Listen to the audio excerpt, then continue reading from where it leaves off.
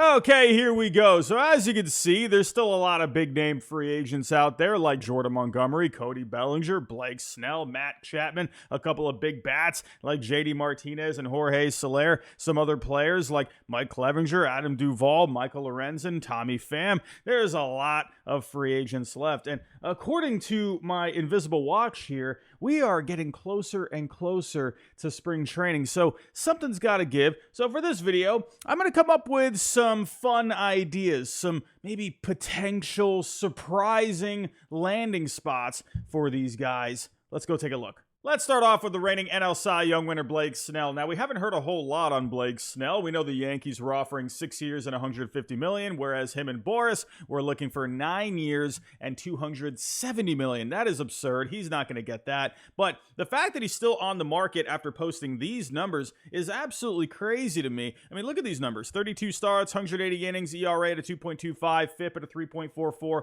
almost 12 strikeouts per 9 last year. Sure, he walked a lot of guys, but in the end, results are results. Now, the longer Blake Snell stays on this market, the more I think some surprise teams could maybe jump into the mix. And one idea I have, it's probably not going to happen. I would probably put this at 1% chance of happening, but I like the idea of it. Now, the Milwaukee Brewers just signed his personal catcher from last year, Gary Sanchez, and I'm just saying, Blake Snell on the Brewers would be pretty fun. They just traded away Corbin Burnes. They did get some prospects in return, but maybe that money, Corbin Burnes, he was looking for a long-term deal. Maybe they say, hey, you know what? Maybe we can get Blake Snell on a short-term deal. We won't have to pay, like we would have to pay Corbin Burnes for so long. Maybe we could pay Snell for a few years. And hey, you know what? That rotation would be pretty nasty at that point. You got Snell, Peralta, Miley, you just signed Junis as well, DL Hall, a young guy you just brought in. Now, again, I don't think this happens, but I like the idea of it. The fact that you can trade away Burnes, you can get some prospects in return, and then you bring in another Cy Young winner to replace Burnes. That's, sounds like a pretty good idea if you ask me. But again, I don't think it happens. He has been connected with the Angels this offseason. I still think they really need something at the top of that rotation, especially after losing Ohtani. And he has been connected with his hometown Mariners. There has been a report out there that if they sign Snell, they could trade one of these young guys, maybe get something in return there. So, the possibilities of Snell going to the West Coast, I still think are, pretty good in my opinion. But hey, I'd love to see something fun out of the box like the Milwaukee Brewers. Now let's move on to a guy that didn't win a Cy Young last year, but he helped win a World Series, and that's Jordan Montgomery. A very good season between the Cardinals and the Rangers last year. 32 starts, just under 190 innings pitched, ERA at a 3.20, FIP at a 3.56. He's not going to be the strikeout pitcher like Blake Snell, but what he brings to the table is a lot of consistency, a lot of durability, very good innings from him every single year. A guy that's going to be a really good 2 or 3 in the rotation. There's a lot of good fits out there for Jordan Montgomery, but one team that came to mind that I think could use another guy in the rotation, kind of like the Brewers, I don't really see this one happening, but how about the Minnesota Twins? You just lost Sonny Gray, but you still got a lot of talent on this team, very well capable of winning this division, and who knows, maybe they could go on a run in the postseason. I think a guy like Jordan Montgomery would be a great fit behind Pablo Lopez. You'd have a rotation of Lopez, Montgomery, Ryan, and then Ober, and then you got Paddock and Varland. And the problem with Paddock and Varland to me is these guys have question marks, and I'm not quite sure what the innings are going to look like with those guys. So with Montgomery, he's going to give you good innings. I think this would be a really good fit overall. I just don't know if the Twins spend the money. They've had some stuff with, TV stuff, and there have been reports that maybe they, don't really want to go crazy with the money this year. But they did trade Jorge Polanco. That cleared off some salary. They did bring in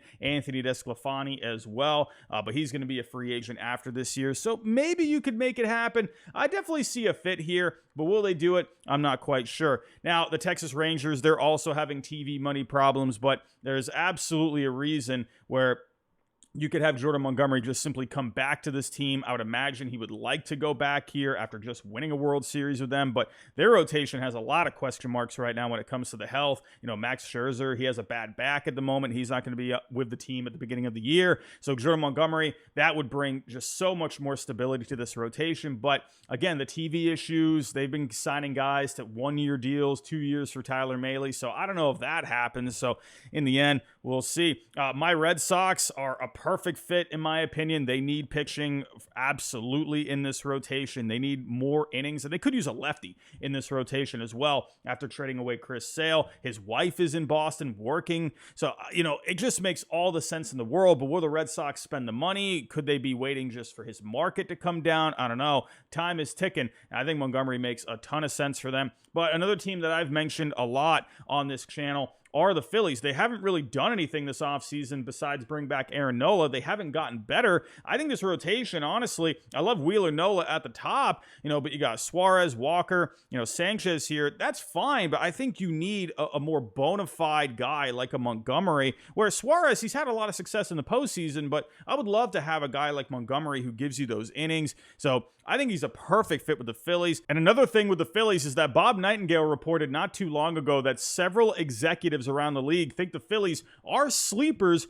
for Jordan Montgomery. Again, I don't really see Jordan Montgomery going to the Twins. I don't know if they spend the money, but I think it could be a pretty fun fit overall. Now let's move on to the best bat remaining on the market, and that's Cody Bellinger. A very good bounce-back season with the Cubs last year. Hit .307 with a .356 on base, a .525 slugging, a .134 WRC+, 26 home runs. This guy had a great season after a few miserable seasons with the Dodgers. Now, I just mentioned this article here from Bob Nightingale saying the Phillies could be a sleeper for Jordan Montgomery, but he also mentioned Cody Bellinger as well. And you know what? I think that would be a really fun fit if he went to the Phillies. It would be very surprising, in my opinion. I feel like this team, like I just mentioned Montgomery for the rotation, I think in the end that would be much more of a need for them than Bellinger. But hey, you know what? You got Johan Rojas out in center field, a young center fielder at this point. There are questions about the bat long term,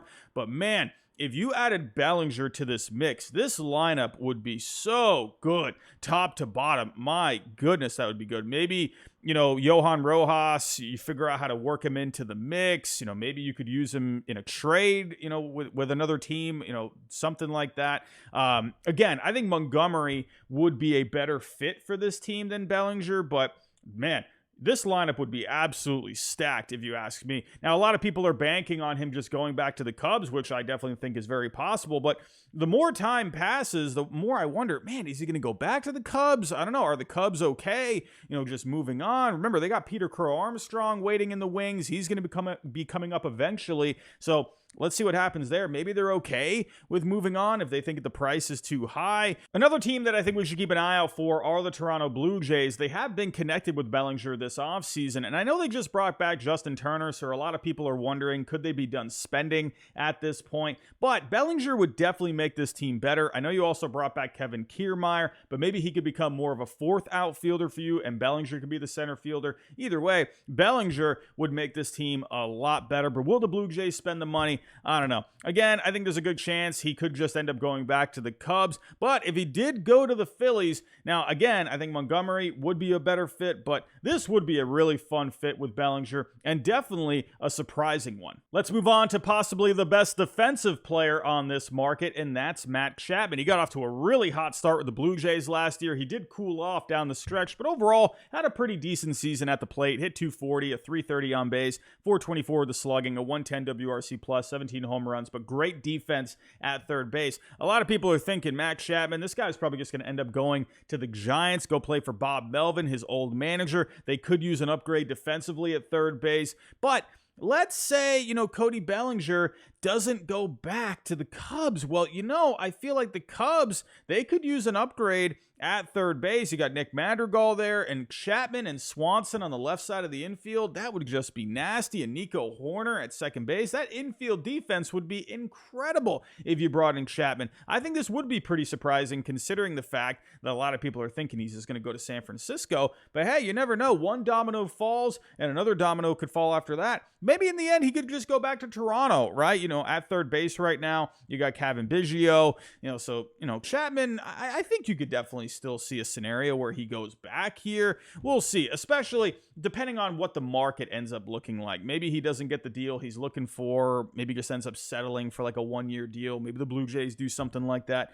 We'll have to wait and see. But Matt Chapman, if he did go to the Chicago Cubs, I would think that's pretty surprising considering the teams he's been connected to. Earlier, I mentioned Cody Bellinger was the best bat on the market, but Jorge Soler has a pretty good bat himself. Last year, hit .250 with a .341 on base, a .512 slugging, a .126 WRC+, 36 home runs. Definitely going to bring you a lot of power. And one team that I haven't seen connected to Soler at all, I think would be a great fit for him, and that's the Detroit Tigers. The Tigers last year, their offense definitely needed a boost, in my opinion. Hopefully Javier Baez can bring you some more offense this year, but I still feel like a bopper like Jorge Soler would be perfect for the middle of this order to give Spencer Torkelson a bit more protection there. It just makes so much sense to me. Now, will the Tigers go out and spend the money? I'm not quite sure. Either way, I think it makes a lot of sense for the Tigers. He has been connected to my Red Sox as well. They could use a right-handed hitter for the middle of the order. Now, again, with the Red Sox, they've been stingy with the money. I don't know. Will they do it? I have a hard time seeing it. I hope it happens. I think it would make a ton of sense. Now, will they go a 3-year deal? Probably not. If he settles on a 2-year deal, I could definitely see something happening there. We've seen the Mets connected with him as well. I think the same thing. If they do a 2-year deal, I think it's possible because they could really use a designated hitter as well. Or could he just end up going back to the Miami Marlins? The reports are that they would be willing to take him back on like a team-friendly 1-year deal. If his market doesn't come together, if he doesn't get the deal he wants, maybe he can just go back to Miami. I mean, they definitely still could use a DH, right? So their lineup, they got some solid pieces in it. If Jorge Soler's not in it, it's definitely going to be weaker than it was last year. So, hey, maybe run it back with Miami. But Jorge Soler, again, the Tigers, there hasn't really been a connection there. But I think if he lands there, that would be quite surprising if you ask me, and a great fit. And last but not least, let's talk about J.D. Martinez. Had a very good season with the Dodgers last year, over 113 games, hit .271 with a .321 on base, a .572 slugging, a .135 WRC+, 33 home runs. Sure, 36 years old, but this guy's still one of the better bats in the game. He'll make a lot of lineups out there that much better. Now, one team that comes to mind is a team that just got new ownership that maybe will be okay with spending a little bit of money, and that is the Baltimore Orioles. My goodness, this Orioles team is looking great after adding Corbin Burnes, which just so happened to be a couple of days after getting new ownership. Not sure if that was connected at all, but J.D. Martinez in this lineup would be fantastic. Ryan Mountcastle can move back to first base. Ryan O'Hearn, you can work in the lefty bat in different ways. And J.D. Martinez is your DH. That would really solidify things. He could go right in the middle of the order. This lineup would be fantastic. He has been connected with the Mets in recent days. Talked about them earlier with Jorge Soler. So they could definitely use a right-handed bat. Again, what's J.D. Martinez looking for in terms of, years and dollars? Does it match up with the Mets? Not quite sure, but there definitely looks like a fit on paper, if you ask me. Earlier, we talked about the Miami Marlins. Let's say J.D. Martinez is okay with doing a 1-year deal. Hey, he grew up in Florida, grew up in the Miami area, so maybe that could be something. They could definitely use a replacement for Jorge Soler. And there has been some reports out there that executives among the league think the Guardians would be a great fit for J.D. Martinez. Right now, you have Josh Naylor at the DH spot.